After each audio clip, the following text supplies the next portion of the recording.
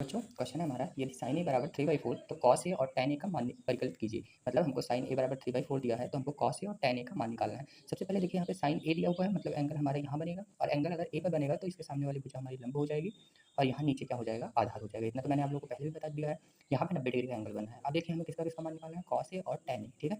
तो सबसे पहले उसके पहले हमें क्या करना होगा, हमें कहीं ना कहीं देखना होगा कि साइन ए बराबर होता क्या। तो मैंने आप लोग को ट्रिक बताई थी लाल बटे पक्का वाली, कि अगर साइन है, साइन कहीं होता है तो उसको लंब बटे कर्ण लिखते हैं, कॉस के लिए आधार बटे कर्ण, और tan के लिए क्या लिखते हैं, लंब बटे आधा लिखते हैं। तो अब क्या करना होगा, इसके लिए लंब बटे कर्ण, साइन बराबर क्या होता है, लंब बटे कर्ण, मतलब ये लंब बटे कर्ण का मान दिया हुआ है। मतलब लंब का मान कितना दिया हुआ है 3 और कर्ण का मान कितना दिया हुआ है 4। अब देखिए इसमें क्या दिया हुआ है, लंब का मान दिया है, कर्ण का मान दिया है, बच क्या रहा है, आधार का मान। तो हमें सबसे पहले क्या करना होगा, आधार का मान निकालना होगा। तो देखिए हमारे पास पाइथागोरस प्रमेय होता है, तो सबसे पहले हम लोग लिखते हैं त्रिभुज, त्रिभुज ए बी सी में, त्रिभुज एबीसी की बात हो रही है। त्रिभुज एबीसी में क्या होता है, फिर से लिखेंगे हम लोग पाइथागोरस प्रमेय से, पाइथागोरस प्रमेय से, पाइथागोरस प्रमेय से। पाइथागोरस प्रमेय होता क्या है, कर्ण का स्क्वायर बराबर में लंब का स्क्वायर प्लस में आधार का स्क्वायर, ये होता है हमारा क्या, पाइथागोरस प्रमेय। अब कर्ण का मान हमको कितना दे रखा है 4, तो हम लिखेंगे 4 का स्क्वायर बराबर में लंब का मान कितना है 3, तो 3 का स्क्वायर, यहाँ पे देखिए 3 दिया हुआ है, यहाँ पे 4 दिया हुआ, तो कर्ण की जगह हमने 4 लिख दिया, लंब की जगह क्या लिख दिया 3, प्लस में आधार का स्क्वायर। तो आधार का मान हमको नहीं दिया, हमको आधार का मान निकालना है, तो हम लोग ऐसे डायरेक्ट आधार लिख देते हैं और इसका स्क्वायर कर देते हैं।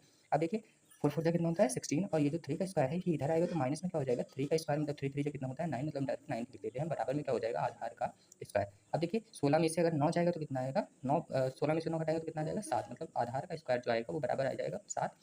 तो आधार बराबर हम निकालेंगे तो ये 7 का अंडर रूट हो जाएगा, क्योंकि स्क्वायर इधर आएगा तो किसमें बन जाएगा, अंडर रूट में, ठीक है। तो इसका मतलब आधार का मान हमारा कितना आ गया, अंडर रूट में 7 आ गया, जो कि हम लोगों ने क्या किया, लिख लिया, ठीक है। अब हमें किसका किसका मान चाहिए, हमें कॉस ए और tan ए का मान चाहिए। तो सबसे पहले अब देखिए क्या करेंगे हम लोग, लंब बटे कर्ण साइन के लिए होता है और कॉस के लिए क्या होता है, आधार बटे कर्ण। तो हम लिखेंगे कॉस ए बराबर होता है हमारा आधार बटे कर्ण। अब आधार का मान अभी हम लोगों ने कितना निकाला, अंडर रूट में 7, और कर्ण का मान कितना निकाला 4, तो ये कॉस ए का मान आ गया। इसके बाद हम लोगों को किसका मान निकाला, tan ए का। तो tan ए बराबर क्या होता है, लंब बटे आधार, हम लिखेंगे लंब बटे आधार। लंब का मान कितना है 3 और आधार का मान कितना है अंडर रूट 7। ये हमारा हो गया आंसर। धन्यवाद बच्चों, ऐसी और वीडियोस के लिए हमारे चैनल मैथ चैनल्स को जरूर सब्सक्राइब करें। धन्यवाद।